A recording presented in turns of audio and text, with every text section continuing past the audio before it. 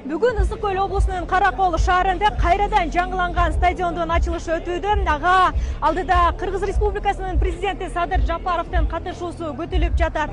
Ал эми ачылыш аземинин жүрүшүндө мына ушул Каракол шаарынын жергиликтүү футбол клубу Барс жана Ош шаарынан келген Ошмо футбол лигалары мына ушул оюн талаасында беттеш өткөрмөкчү.